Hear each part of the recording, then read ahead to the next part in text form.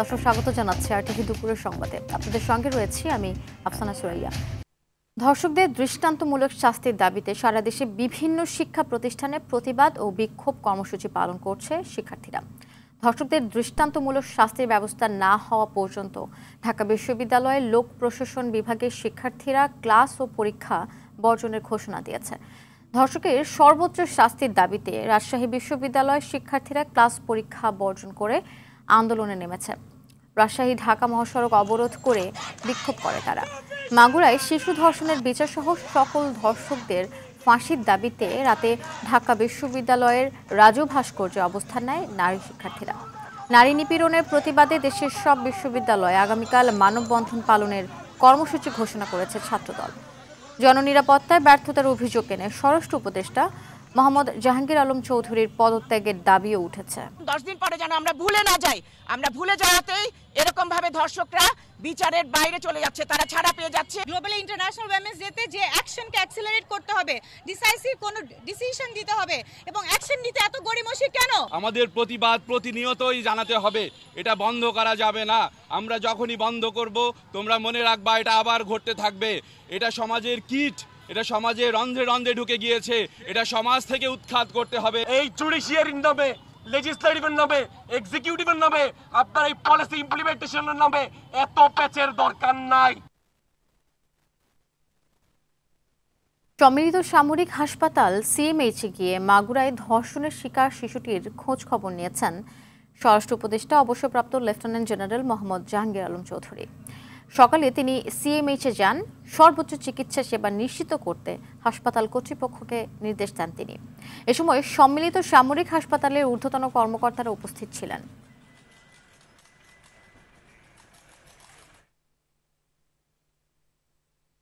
মাগুরার শিশু ধর্ষণের শিশুটির পরিবারের পক্ষে মামলা পরিচালনা করবে বিএনপির আইনজীবী প্যানেল এবং মামলা চিকিৎসার সম্পূর্ণ খরচ বহন করবেন বিএনপির ভারপ্রাপ্ত চেয়ারম্যান তারেক রহমান।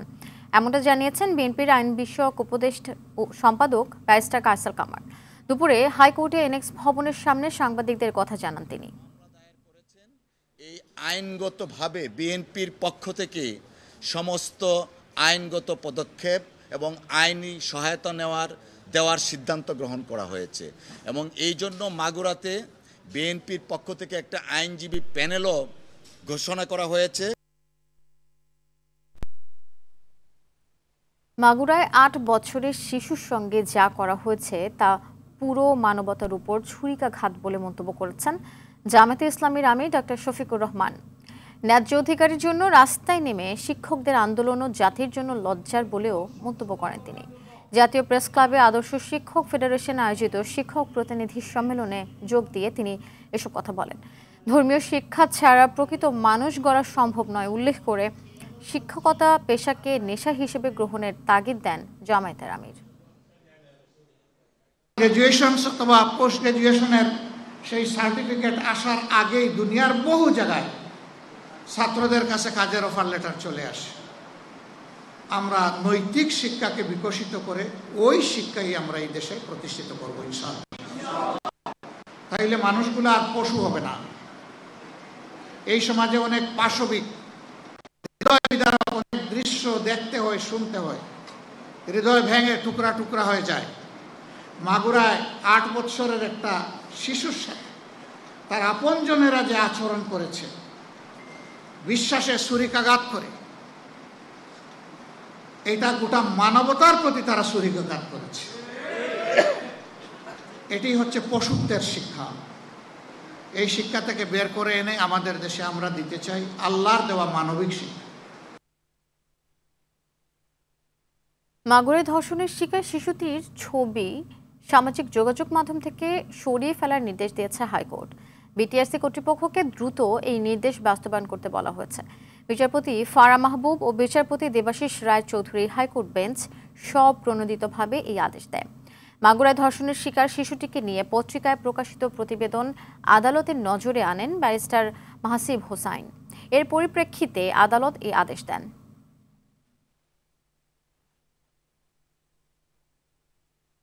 বৈষম্য বিরোধী আন্দোলন চলার সময়ে উত্তরায় গণহত্যার অভিযোগে ঢাকা উত্তরের সাবেক মেয়র আতিকুল ইসলাম সহ মোট 9 আসামির তদন্ত প্রতিবেদন 12ই মের মধ্যে দাখিলের নির্দেশ দিয়েছে আন্তর্জাতিক অপরাধ ট্রাইব্যুনাল। বিচারপতি মোহাম্মদ গোলাম মুর্তজা মজুমদারের নেতৃত্বাধীন ট্রাইব্যুনাল এই আদেশ দেয়।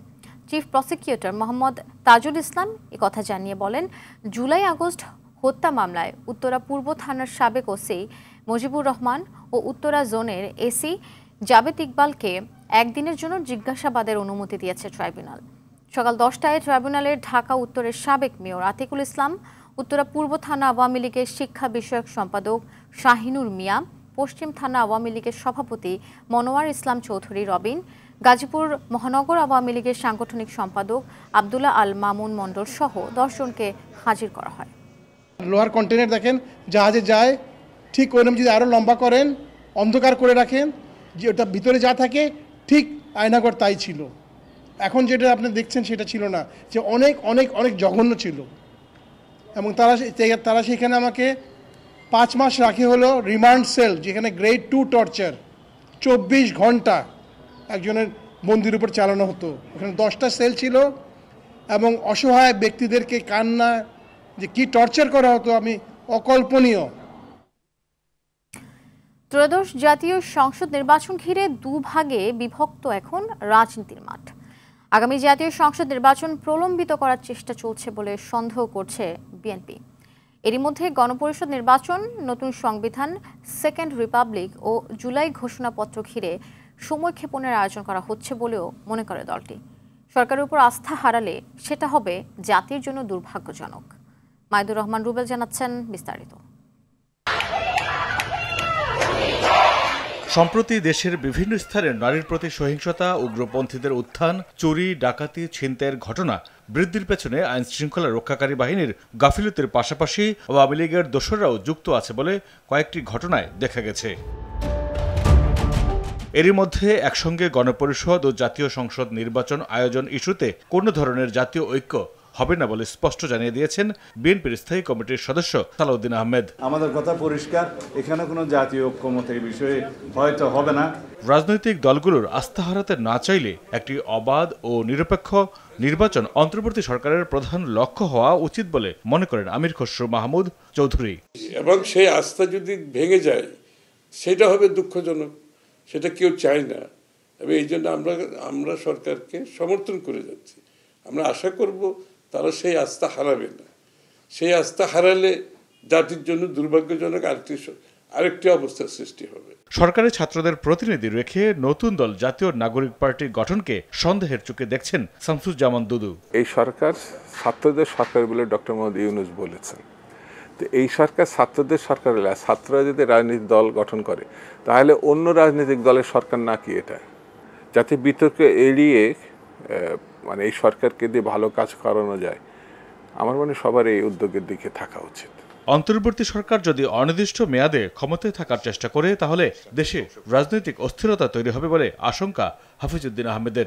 যদি তারা ডিসেম্বরের মধ্যে নির্বাচন না দেন কোনো কারণে, তাহলে তো আমাদেরকে বসে চিন্তা ভাবনা করতে হবে। বিএনপি এবং তার মিত্র দলগুলো বসে পরবর্তী কর্মসূচি সম্পর্কে চিন্তা ভাবনা করবে।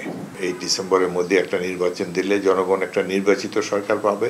নির্বাচিত সরকারের শক্তি অন্যরকম, তারা দেশের যাবতীয় সমস্যার সমাধান করার জন্য অতীতের যে কোনো সরকারের চেয়ে আরো বেটার উদ্যোগ নেবেন বলে আমরা আশা করি। বিএনপির সন্দেহ সত্যি হলে অন্তর্বর্তী সরকারের সঙ্গে রাজনৈতিক দলগুলোর দূরত্ব বাড়বে বলে মনে করেন বিএনপির শীর্ষ নেতারা। তাতে ক্ষমতাচ্যুত আওয়ামী লীগ অস্থিরতার সুযোগ পাবে বলেও ধারণা তাদের। Maidur Rahman Rubel, RTV, Dhaka. Truck, pickup ও কভার্ড ভ্যানের দখলে বেহাল রাজধানীর কারওয়ান বাজার রেলগেট থেকে 7 রাস্তা পর্যন্ত সড়ক। যানবাহন তো দূরের কথা, অনেক সময় পায়ে হাঁটাও দুষ্কর। এদিকে নতুন ট্রাক স্ট্যান্ড নির্মাণের জন্য বিগত সরকারের দেওয়া জায়গার অনুমোদন বাতিল হয়েছে। জায়গা ফিরে পেতে আবেদন করবে ঢাকা উত্তর সিটি কর্পোরেশন। দেখুন রফিকুল ইসলামের রিপোর্ট, ছবি তুলেছেন রুহুল আমিন।